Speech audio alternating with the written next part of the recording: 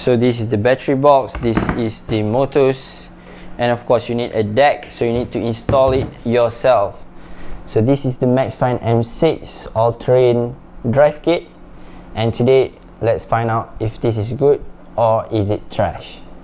Okay, so before we start, just keep in your mind that this is not a review, this is just my first impression. For the full review, you need to watch on Electric Skateboard HQ channel. It will be up on that channel. And also, just because that I do a video on it, it doesn't mean that I recommend it. This is just my first impression, and it is just a fun content for you guys. So let's go.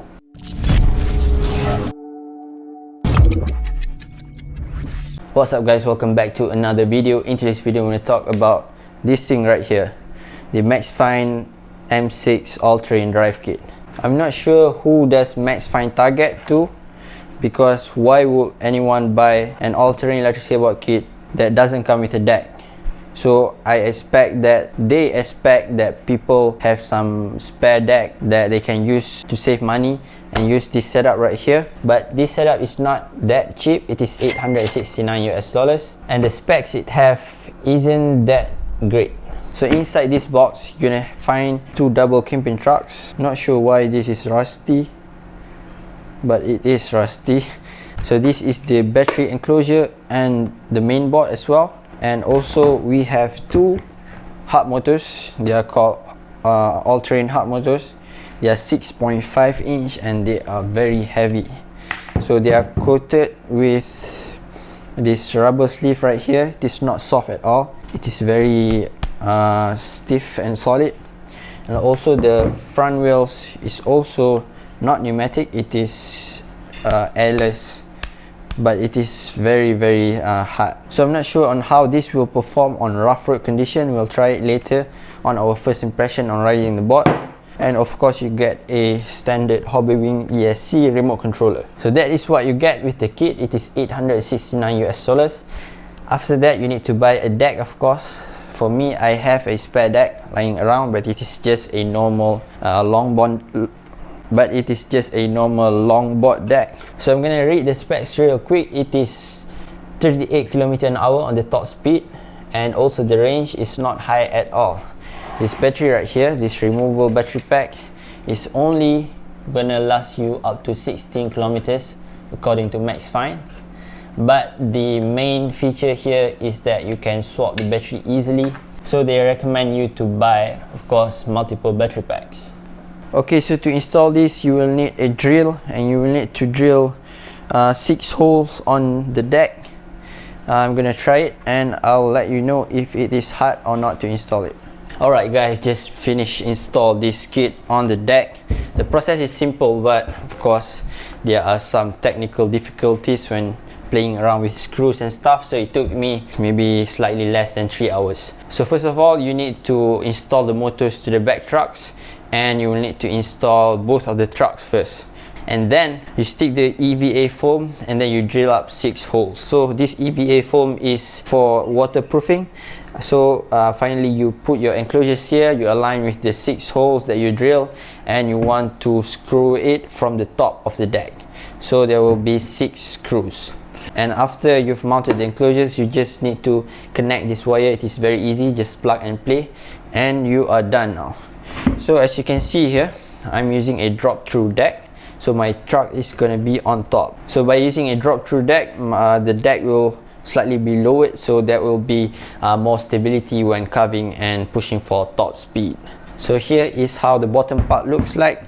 Pretty sleek, to be honest, because there's only one enclosure holding the battery and the main board. So this part is empty. And also, as you can notice, I just stick on my cheap camo grip tape. I stick it here and here, and I leave it the middle part here for aesthetic purpose, because this wooden finish looks pretty nice. That's it. We'll have to try it outside, and I'll be giving my first impressions while riding the board, and let's see if this board performs well. So let's go. Alright guys, we are geared up and ready to go. Here is my first impressions on riding it. I can't comment too much on the deck, because the deck is of course your preference. Whoa, the truck is very loose. Oh, I might need to tighten it later, but let's try this for now. So this is double kingpin truck, so as always it is going to be maneuverable, but right now it is way too loose. Whoa. Okay, so the motors is very quiet, hard motors using 6.5-inch wheels. Right now it felt fine, but we'll try it later on rough roads. We are heading to one of the worst road condition here. So have a look at this entire setup right there. So it is only using one enclosure. Oh, this deck is very stiff. It's not flexy at all. Okay, let's head on to rough roads, because that is what we are curious about. Because the wheels is very stiff. Yeah, it is not very good on handling rough roads. It is way better than normal size hard motor, of course, but you still feel it because of these hard wheels. I wish they are more soft so that they can absorb road vibrations even better. Right now we are on mode 3. Usually on this Hobbywing ESC you only get up to mode 3. This one have mode 4. We are riding on smooth roads now, so no issue. This setup is pretty nice actually. This deck it's a drop through deck, making the board is lower to the ground. It cuffs okay, but it is a bit wobbly. Yeah, it doesn't return to center that well. But I really like the quiet sound of hard motors. In the recent times I've been riding belt drive, and belt drive really sound very loud. It's very good when you're like pushing for speed, you feel that sound. But on a normal cruise, on a calm and peaceful day like this, the silent hard motors is very peaceful and calm. So as you can see, the hard motors is pretty big. Later on we'll try the torque on some grass. I'm concerned about the range. The range is marketed to be only 16 kilometers, so that will be an issue too. But they really want to market the swappable battery. Let's try a bit on this sand. Yeah, it is fine on sand. So let's go ahead and try this. Whoa, whoa, whoa, whoa, very sketchy, very unstable. I think I should stop by and tighten it a bit. Go ahead and adjust the trucks. But we cannot tighten this one. This will not work with this tool. So I need to adjust it using spanner later. Yeah, cannot. Okay, let's go. Does it feel better? It feels a bit tighter, but I think I still need to get a spanner to adjust the bottom part. Yeah, but it feels better. But feels a bit weird. Okay, we got some rough road condition here. Not rough road, this is off-road. Whoa. Okay, this is on rocks. It doesn't feel that good, but it is fine for now. But yeah, it's not pneumatic wheels. With pneumatic wheels you will feel like nothing, but this is airless wheel and this is not soft. So as you can see on sand it is fine. If normal hard motors you can't even like spin, so this means that this have some good torque. Let's try on grass. Let's hope that we do not fall down to the river. Wait, let's change to mode 4 to be fair. So maximum mode. Okay. Okay, so that's pretty decent in terms of power. Oh. Let's try it one more time. This is a bit sketchy. We are on a cliff, a mini cliff. Nothing crazy. Woo! Okay. So the motor is definitely strong enough to roll on grass. So I'm pretty impressed on that. Okay, so from a complete stop, let's try again. Yeah, definitely have enough torque to go through grass. Oh! On sand, remember guys, do not try to carve. You will skid. I have to learn it the hard way. So remember, on sand and on wet roads, don't try to carve at all. Again, are they on grass? Yeah, no problem on grass. Pretty impressed on the top. Woo! Alright, we are going for a few more laps and we'll wrap this up. This is just my first impressions again. For full review, please subscribe to Electric Skateboard HQ channel. The full review will be on his channel. Woo! Okay, not bad, not bad, but totally not a real all-terrain board, because for real all-terrain I think you need pneumatic wheels. Woo!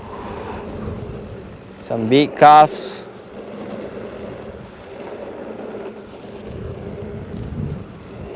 Look at that, all green. Riding alone in a peaceful place like this is very relaxing.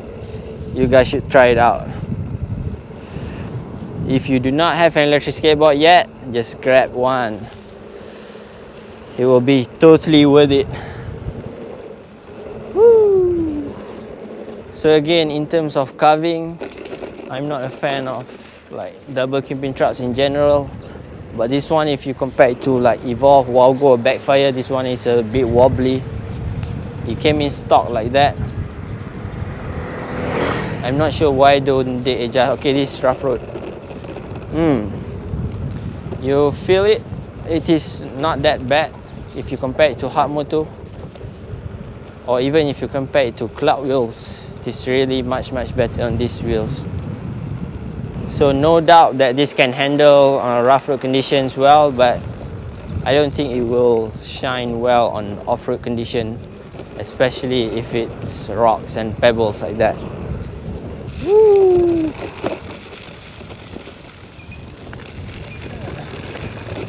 Like small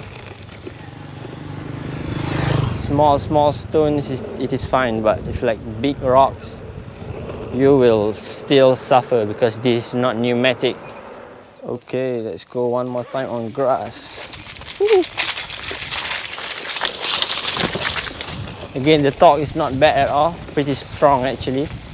Oh, I hit a coconut. Oh, not bad, not bad, pretty strong.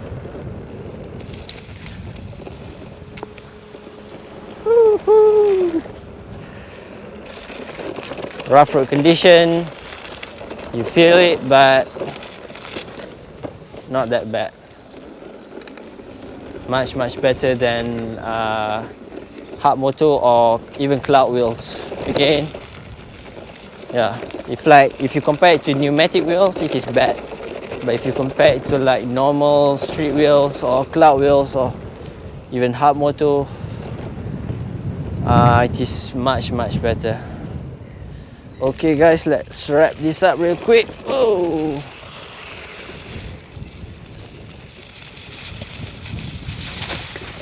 woo! Whoa! Okay guys, let's wrap this up quick at this beautiful spot right here. Pretty decent board. I'm surprised on the power that this hard moto possess. It is quite powerful, can handle some thick grass, but it is still hard motors, meaning that you will feel the rough road condition slightly a bit.